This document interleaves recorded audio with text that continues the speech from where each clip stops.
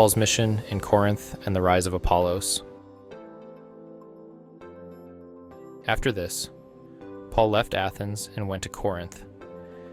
And he found a Jew named Aquila, a native of Pontus, recently come from Italy with his wife Priscilla, because Claudius had commanded all the Jews to leave Rome. And he went to see them, and because he was of the same trade, he stayed with them and worked, for they were tent makers by trade. And he reasoned in the synagogue every Sabbath and tried to persuade Jews and Greeks. When Silas and Timothy arrived from Macedonia, Paul was occupied with the word, testifying to the Jews that the Christ was Jesus. And when they opposed and reviled him, he shook out his garments and said to them, "Your blood be on your own heads. I am innocent. From now on, I will go to the Gentiles."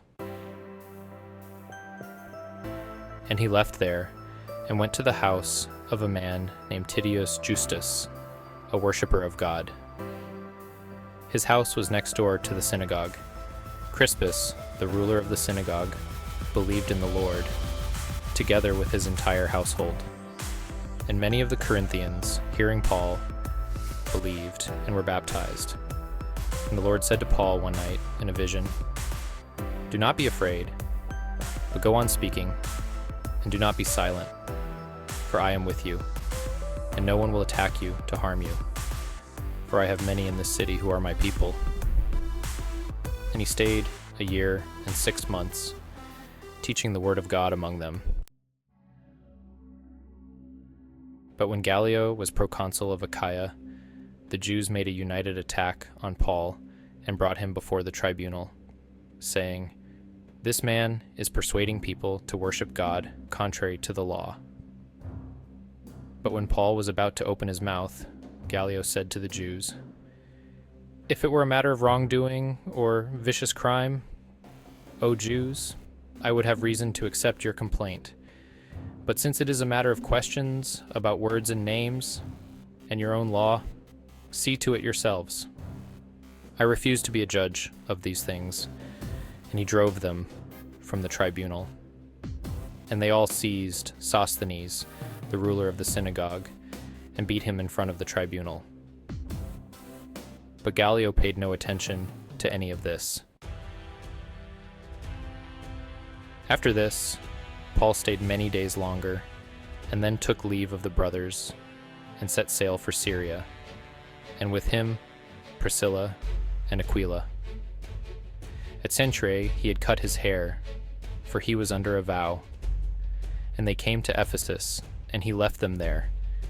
But he himself went into the synagogue and reasoned with the Jews. When they asked him to stay for a longer period, he declined. But on taking leave of them, he said, "I will return to you if God wills." And he set sail from Ephesus. When he had landed at Caesarea, he went up and greeted the church, and then went down to Antioch. After spending some time there, he departed and went from one place to the next through the region of Galatia and Phrygia, strengthening all the disciples.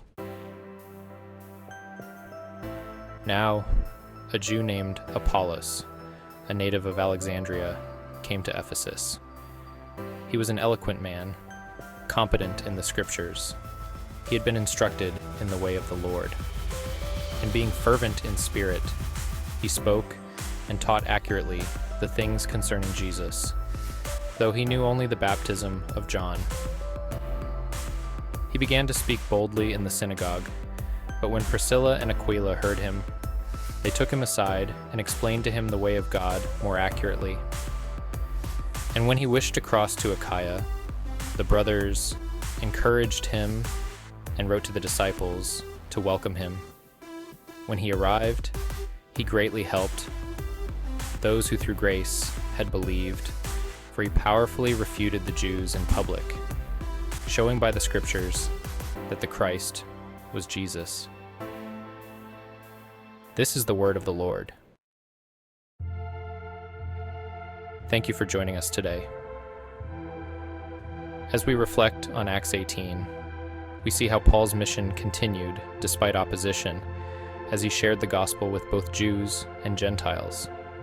His persistence in Corinth and his partnership with Aquila and Priscilla serve as a reminder that God's work flourishes through faith, fellowship, and perseverance.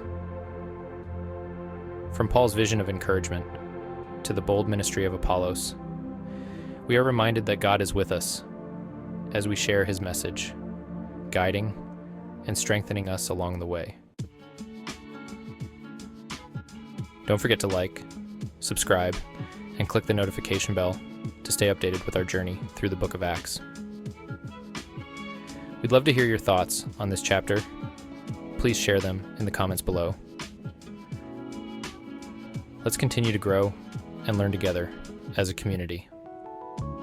Until next time, keep striving to be more with God in every moment of your life. May his grace and peace guide you throughout the week. See you in our next video.